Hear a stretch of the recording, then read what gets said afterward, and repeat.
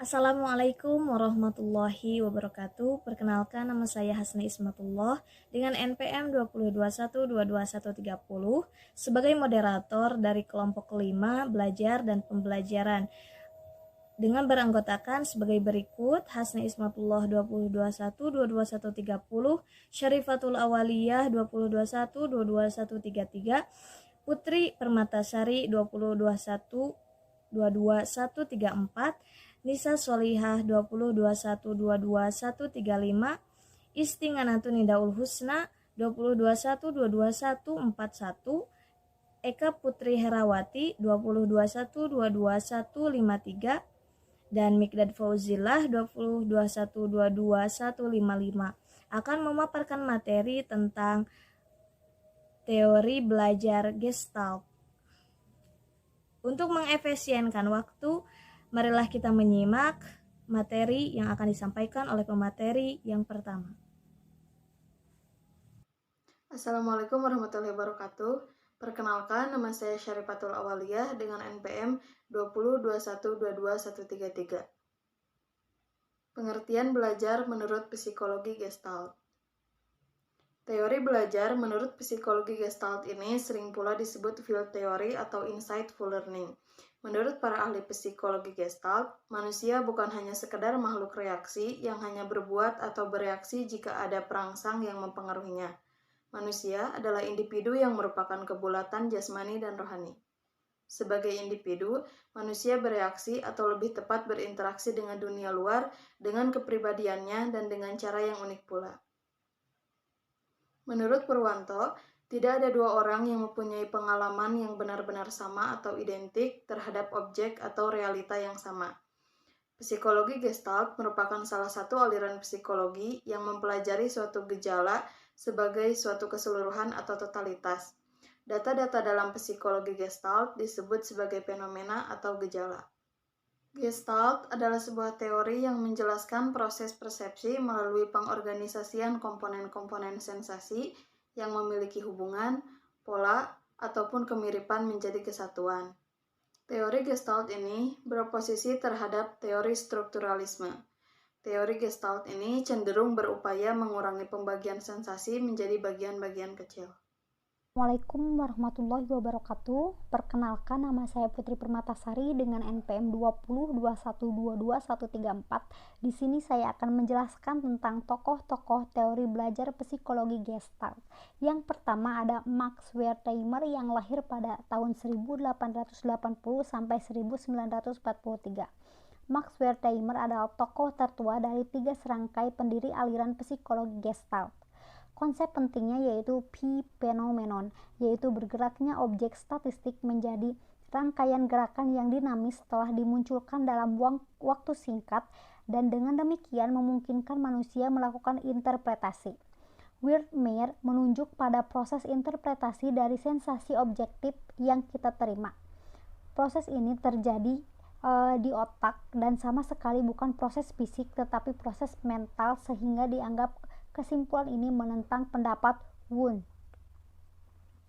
Wertheimer dianggap sebagai pendiri teori Gestalt setelah dia melakukan eksperimen dengan menggunakan alat yang bernama stroboskop, yaitu alat yang terbentuk kotak dan diberi suatu alat untuk dapat melihat ke dalam kotak itu.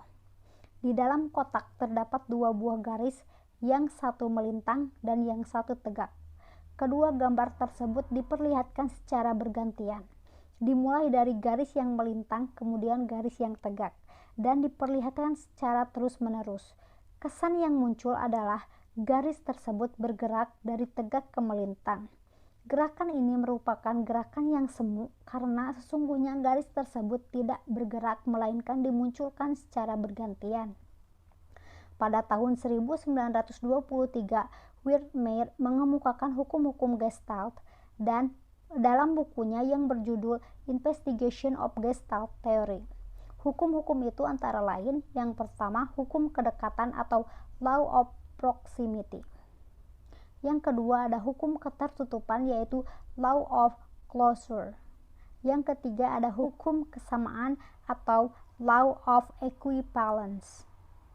Yang kedua ada Kurt Kafka. atau lahir pada 1886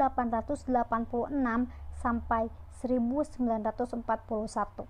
Kurt Kafka lahir di Berlin tanggal 18 Maret 1886. Sumbangan Kafka kepada psikologi adalah penyajian yang sistematis dan mengamalkan dari prinsip-prinsip Gestalt dalam rangkaian gejala psikologi, mulai persepsi, belajar mengingat, sampai kepada psikologi belajar dan psikologi sosial. Teori Kafka tentang belajar dapat didasarkan pada tanggapan bahwa belajar dapat diterangkan dengan prinsip-prinsip psikologi Gestalt. Teori Kafka tentang belajar antara lain: yang pertama, jejak ingatan atau memory traces adalah suatu pengalaman yang membekas di otak. Jejak-jejak ingatan ini diorganisasikan secara sistematis mengikuti prinsip-prinsip Gestalt dan akan muncul kembali kalau kita mempersepsikan suatu yang serupa dengan jejak-jejak ingatan tadi. Yang kedua, ada perjalanan waktu berpengaruh terhadap jejak ingatan. Perjalanan waktu itu tidak dapat melemahkan, melainkan menyebabkan terjadinya perubahan jejak, karena jejak tersebut cenderung diperluas dan dipersempurnakan untuk mendapatkan Gestalt yang lebih baik dari ingatan. Yang ketiga, yaitu latihan yang terus-menerus akan memperkuat jejak ingatan. Terima kasih. Wassalamualaikum warahmatullahi wabarakatuh. Tokoh teori belajar psikologi Gestalt selanjutnya adalah yang ketiga, Wolfgang Kohler. Kohler lahir di Reval, Estonia pada tanggal 21 Januari 1887. Kohler pernah melakukan penyelidikan terhadap intelijensi kera. Hasil kajiannya ditulis dalam buku bertajuk The Mentality of Apes tahun 1925. Eksperimennya adalah seekor simpanse diletakkan di dalam sangkar, pisang digantung di atas sangkar, kemudian di dalam sangkar terdapat beberapa kotak berlainan jenis. Mula-mula, hewan itu melompat-lompat untuk mendapatkan pisang itu, tetapi tidak berhasil. Karena usaha-usaha itu tidak membawa hasil, simpanse itu berhenti sejenak, seolah-olah memikirkan cara untuk mendapatkan pisang itu. Tiba-tiba, hewan itu dapat suatu ide, dan kemudian menyusun kotak-kotak tersedia untuk dijadikan tangga dan memanjatnya untuk mencapai pisang itu. Menurut Kohler, apabila organisme dihadapkan pada suatu masalah atau problem, maka akan terjadi ketidakseimbangan kognitif, dan ini akan berlangsung sampai masalah tersebut terpecahkan. Karena itu, menurut Gestalt, apabila terdapat ketidakseimbangan kognitif, hal ini akan mendorong organisme menuju ke arah keseimbangan. Dalam eksperimennya, Kohler sampai pada kesimpulan bahwa organisme, dalam hal ini simpanse, dalam memperoleh pemecahan masalahnya, diperoleh dengan pengertian atau dengan insight. Kemudian, tokoh yang keempat adalah Kurt Lewin. Pandangan Gestalt diaplikasikan dalam field psikologi oleh Kurt Lewin. Lewin lahir di Jerman. Lewin kurang setuju dengan pendekatan Aristotelian yang mementingkan struktur dan isi gejala kejiwaan.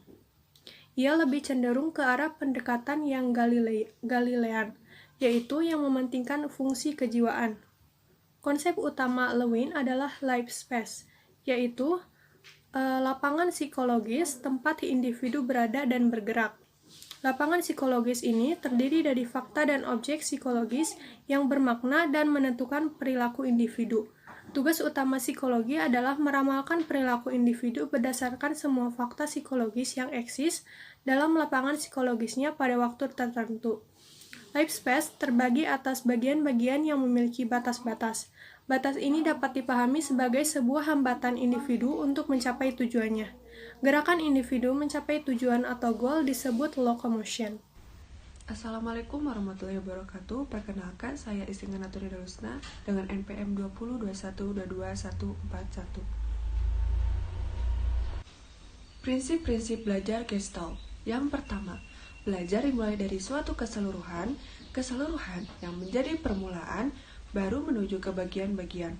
Dari keseluruhan organisasi, mata pelajaran menuju tugas-tugas harian yang beruntun.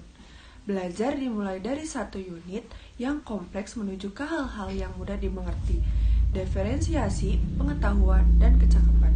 Yang kedua, Keseluruhan memberikan makna kepada bagian-bagian. Bagian-bagian terjadi dalam suatu keseluruhan. Bagian-bagian itu hanya bermakna dalam rangka keseluruhan tadi.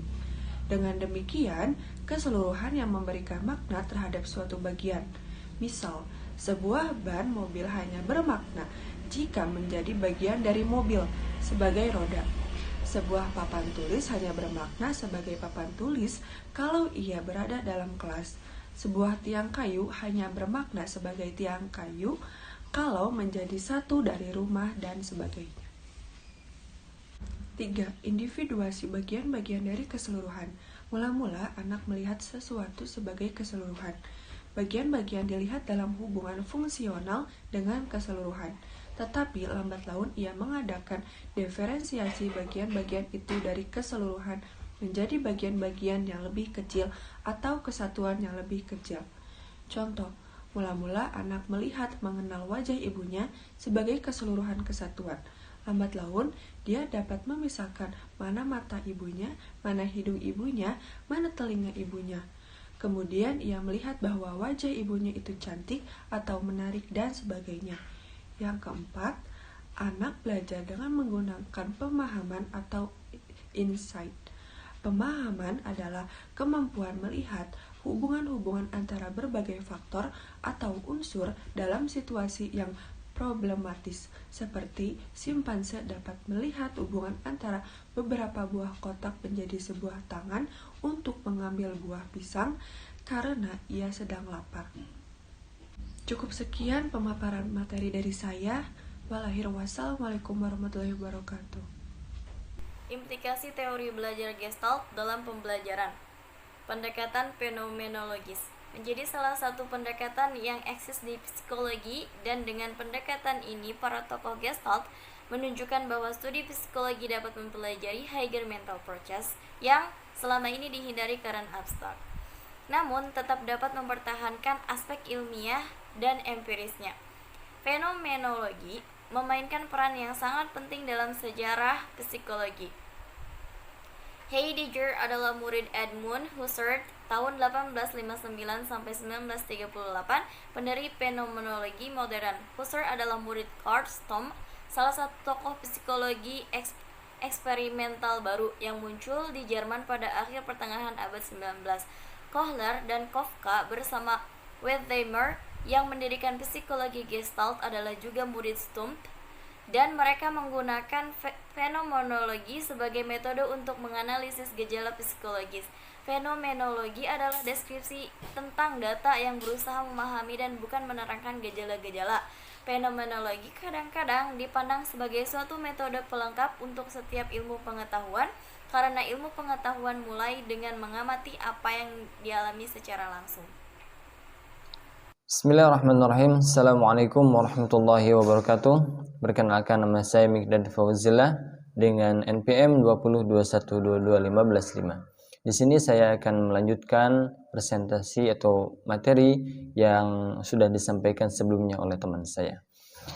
Poin B, pandangan Gestalt menyempurnakan aliran behaviorisme dengan menyumbangkan ide untuk menggali proses belajar kognitif, berfokus pada higher mental process, adanya perceptual field diinterpretasikan menjadi lapangan kognitif di mana proses-proses mental seperti persepsi, insight, and problem solving beroperasi. Tokoh Tolman dengan teori sign learning dan Kohler eksperimen menggunakan simpanse sebagai hewan coba.